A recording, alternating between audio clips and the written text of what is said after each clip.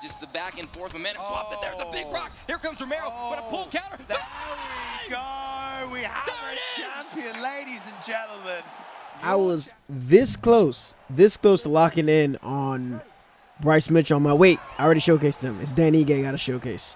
I also got to showcase Michael Johnson, which I already got one fight in with him. We got to make sure we get revenge for our boy Dan Ige, because he did lose to Bryce Mitchell. Very tight bout, but didn't go his way. There were a couple of cool scrambles there. I think he did hurt Bryce.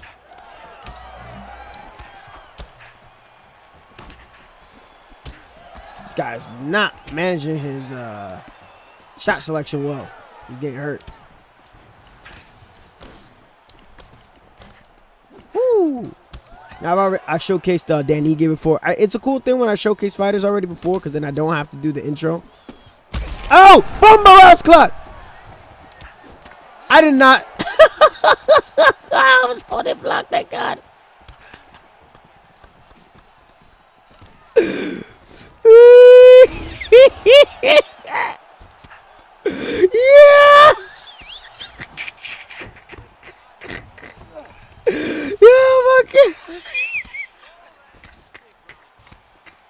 I didn't expect the head kick. I'll be honest with you. I didn't expect the head kick, gang. We'll chill here until the ref stands us up. We're not even gonna do anything too crazy. I gotta look in between rounds to see who homeboy is fighting. All right, work up. But Dan Ige is pretty much a perennial top 10 guy in the featherweight division. That was a huge fumble on our part. That was completely our fault, but we'll be all right. We'll be all right. A little flash knockdown action. We'll be okay. We'll be okay.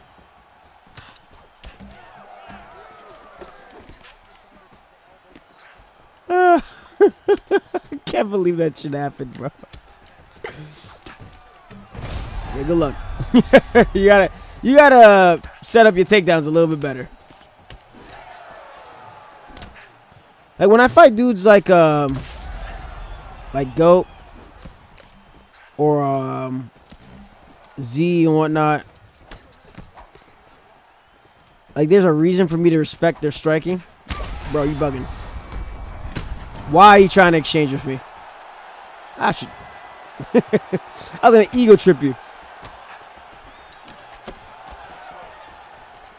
See, this is the problem, I'll say. We showcase about Bryce Mitchell. I'm going to be probably upload Michael Johnson first before we get to Dan Ige. We'll obviously showcase him right now, but a lot of times what ends up happening is that people, they go and they see a new fighter and they use them the exact same way they use everybody else. And they do themselves a disservice by... What's the whole point of using a different fighter if you're going to play with him the exact same way as you play everybody else? You get what I'm saying? Dan Ige, his meta is basically good counter boxing. He does have good jiu-jitsu. I did say I was going to check in between rounds who he's fighting. Because I had to do the same thing for the first fight. Fuck! Fight starting. Dan Ige, come on, phone. Oh, Andre Fili. Andre Fili's a dude that should have been got added to the freaking EA UFC franchise. He has had so many good fights. Damn, that's going to be hard to watch. I like both of them.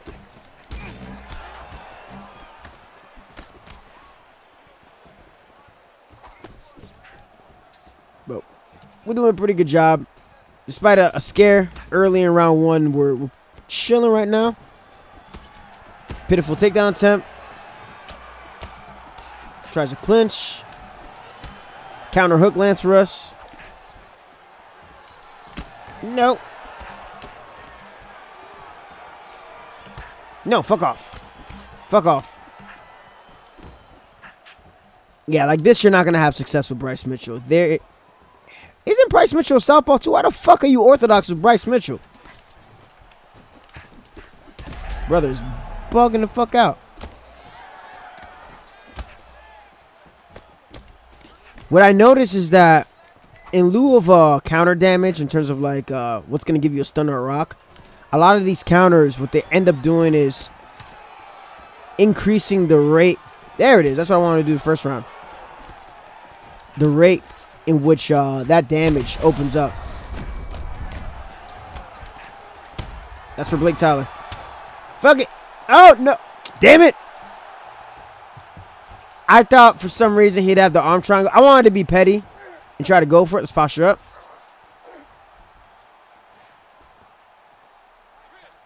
He's probably going to go for the full guard transition. Yeah, I figured as much. Jiu-jitsu. Unable to get that. Could have probably ended this fight. Oh, side saddle. But I just wanted to get a submission. I think Ige is definitely going to look to take the fight down to the ground against Andre Fili. It's going to be difficult for the most part, especially early.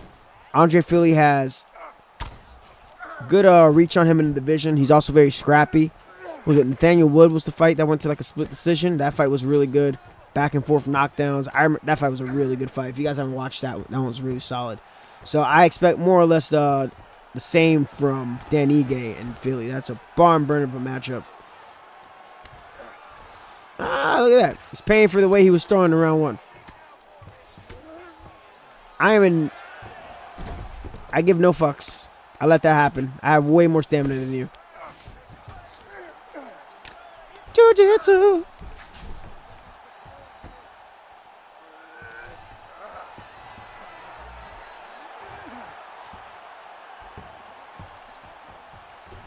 In on bar. Not gonna do much. Probably gonna need 2 more if we want to submit him, but at the very least, it's gonna give us a significant lead heading into round 3. Yeah, Andre Fili versus Dan Ige. Ay, ay, ay. If I was somebody who was betting on fights, that's a fight I'd stay away from. I'd stay away from that fight. That's a risky fight. I hate it when the UFC matchmakers do shit like this. It's like the same way with how they're booking Holloway versus Gaethje. You know, it's a cool matchup to have when you're playing a video game, but it stings when it happens in real life. You're like, fuck, I like both of these guys. By all means. Oh. Oh. That is my fumble. No, no, no, no, no, no, no.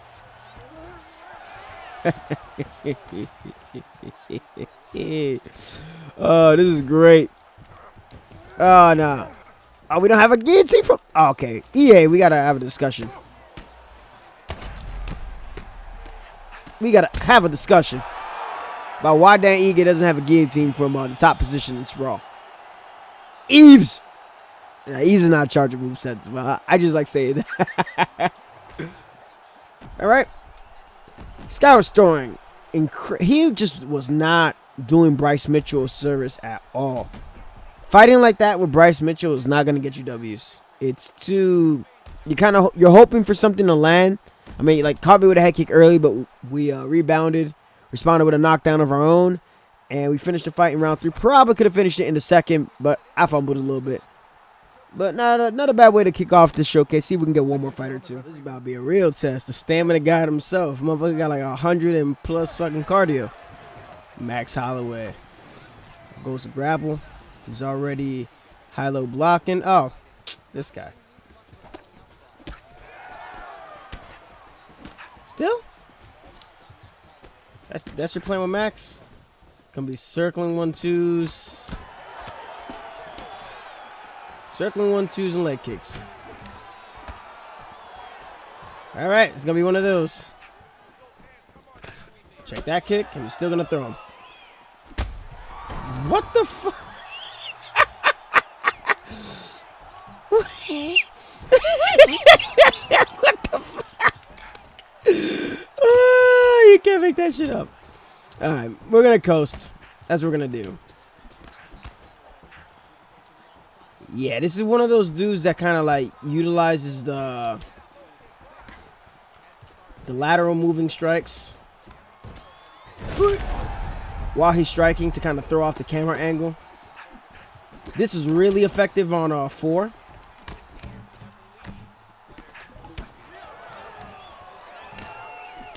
So generally speaking, the best way to deal with that is by clinching, by grappling.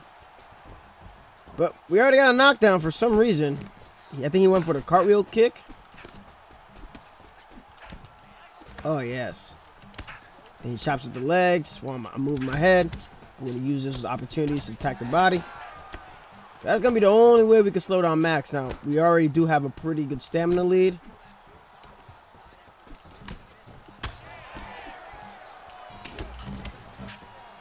Sorry, looking pretty good. This is the goofiest striking I've ever seen.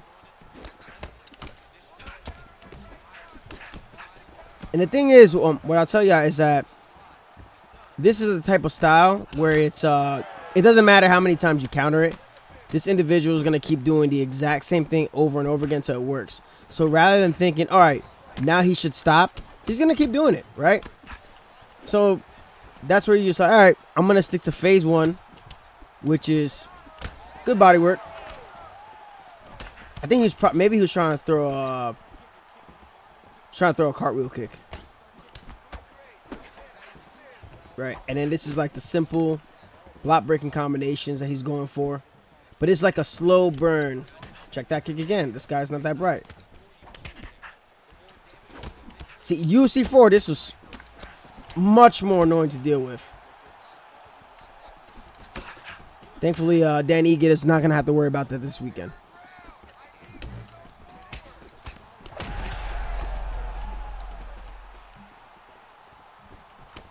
Now, motherfucker, the next time, if you throw a kick, and I... Bro, this is great. This is great. Shit, I almost turned on a Twitter video. Oh, I know I heard him. I don't know what he did. I don't know what he did. I'm assuming it had to be a cartwheel kick he tried to start up, right? It must have been. Or I must have caught him in like the earliest frames of something. I'm trying to see.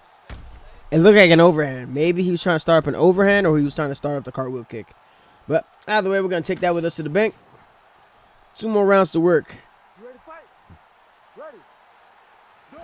There, Ige. Oh, look at us. Stamina lead against Max. Easier said than done, but...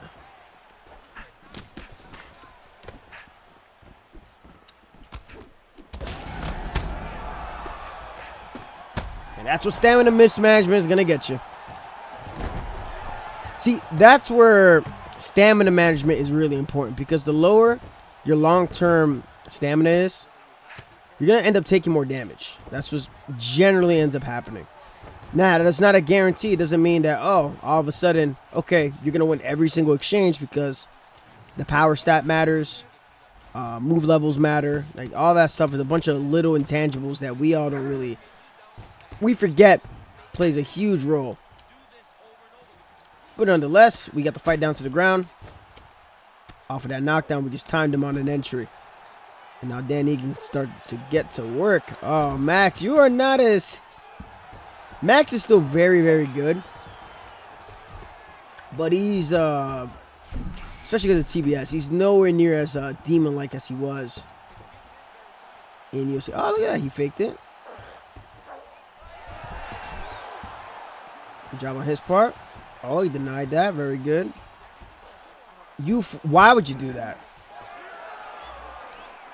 Why would you do that? Why would you not take the opportunity to get up? You are bugging. Jiu-jitsu.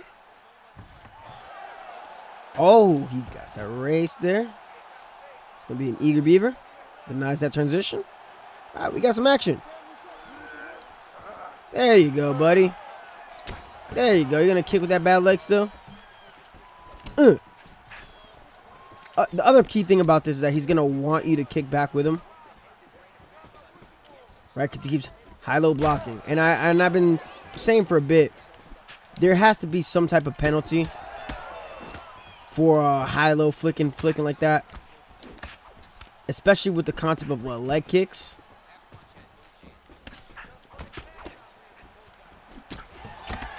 We can exchange with Max now. He's done a piss poor job of taking care of his head health. Hang back. Hey,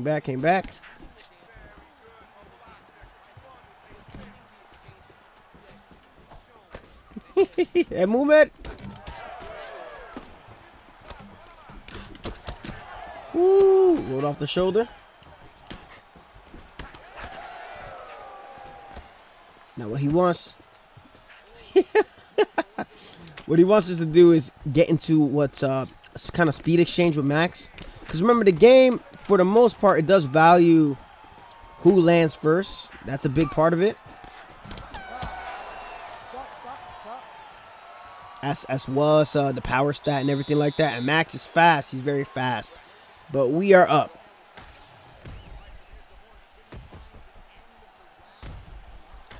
Yeah, all that damage. We're up 2 knockdowns. And he's nasty damage. What? And he's not going to change what he's going to do. Right? It's going to be the 1-2. Watch. I'm going to here I'm going to do a little experiment for y'all. Watch. I'm going to hang back here. I'm going to wait till 4 minutes before I throw a strike back. Unless it's too good of an opportunity.